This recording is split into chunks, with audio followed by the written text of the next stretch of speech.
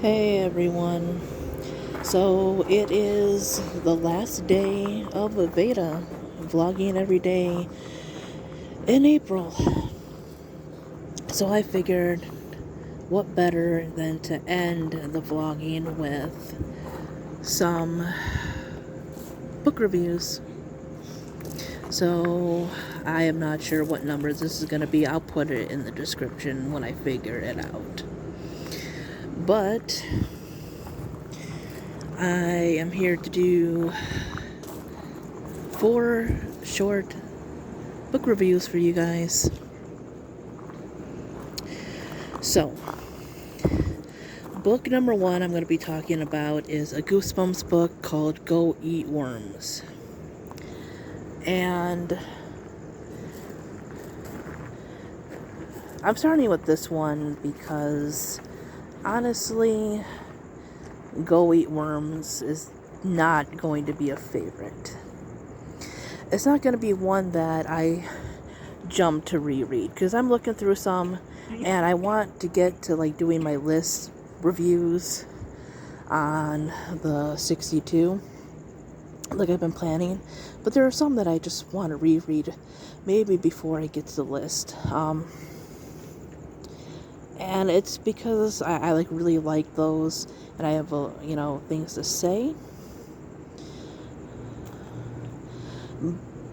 And then there are some that of course they're going to be on the list, but I'm not going to gush over them or have a lot to say.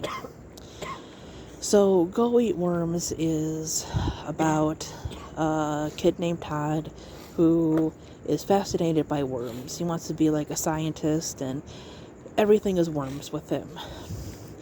He likes to do pranks with worms, and it just drives his family crazy. But then worms start showing up everywhere, and he is convinced after a while that something is up with the worms. Now, the reason that I didn't like this one too much is, and not to have a spoiler, but I don't know if it's even really a spoiler, because this happens a lot with these types of books. Some Goosebumps books start where the scary stuff is just, right away. And then you have some stuff where it turns out every other thing is a dream, imagination, a prank, etc. And it kind of suffers from that one. Once or twice is fine, but after a while it kind of becomes redundant. So that's why it's not going to be my favorite one. The next one I'm going to be talking about is Wanted by Sarah Shepard. Of course, Goosebumps is by R.L. Stine. But Wanted is like, I think, 8 or something in the Pretty Little Liars series. Here, of course, now we've met Courtney and heard the secret, the twist and everything, and all that good stuff. I tend to forget what happened in what book because I've kind of read them back to back. And they kind of continue on, and they do kind of have similar things. I don't know if you'd call it a guilty pleasure series or whatever. This is definitely not anything too deep, even though some things kind of along those lines happen. I mean, they talk about some things like, eating disorder and divorce, cheating, stuff like that. So, I mean, it has its moments, but it's not like, it's something that you go in to have, like, deep discussions about. But I love it. It's, I guess, kind of light reading because you are talking about some things that are kind of twisted.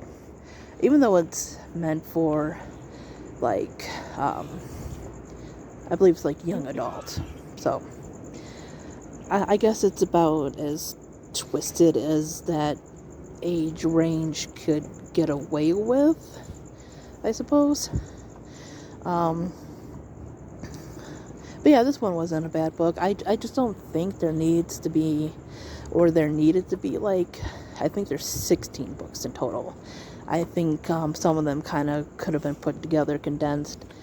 But if you're just looking for a kind of light,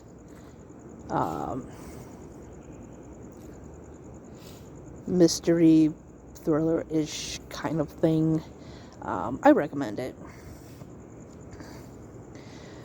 The next one I'm going to be talking about is Stars Above, which is a Lunar Chronicles short story collection.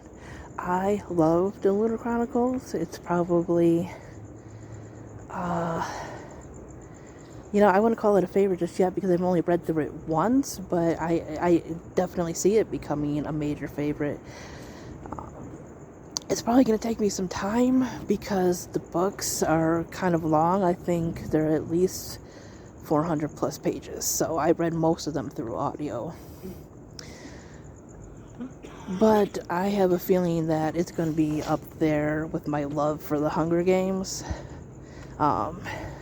It's got a lot of the same things in a way, and kind of themes and things that it talks about. But it also kind of has some other things, like you could see traces of like Hunger Games and Sailor Moon, most definitely. But it still is its own story. And these are short stories. And I really wish Suzanne Collins would have done that with the Hunger Games. Given us little after stories or like prequels about other tributes. And I just love this book for that. It had both before and after stories. Some stuck out a little bit more than the others, especially the ones about Cinder, because she's the one that started the series and she's like the main focus. But it talks about her and Kai and what happened after the book Winter. It talks about when she first went to stay with Audrey, her family in New Beijing, after all that stuff that happened with her as a child, and how she was adopted, and what happened to her adoptive father, and when she built Aiko and stuff like that.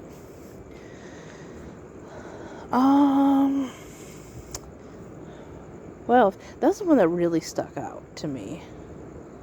And then, of course, there's ones about Scarlet and her grandmother and Thorn and stuff.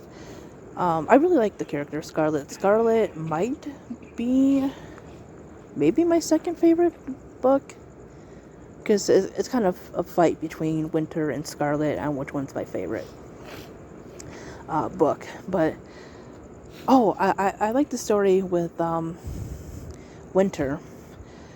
That one, Lavana's an interesting villain. She really is, and she's kind of she's just written in her prequel to be a little bit more believable in the things that she does and why she does it. And I definitely liked Ferris better than I liked the Ballad of Songbirds and Snakes, despite the fact of how short it was. But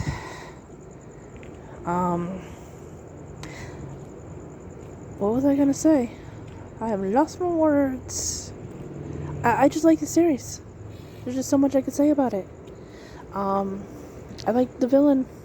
I like the protagonist. I like the side characters, and I like that we got to hear more about them.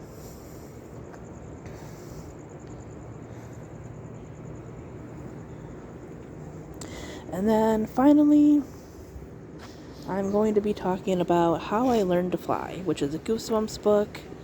Marissa Meyer wrote the Lunar Chronicles. in case anybody's wondering.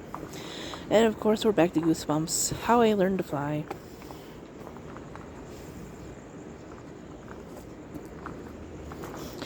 This one is a little bit more adventure-y than it is scary. It's not scary in that truly spooky traditional sense. This is about a kid, I think his name was Jack. And there's this other kid whose name is Wilson, I believe.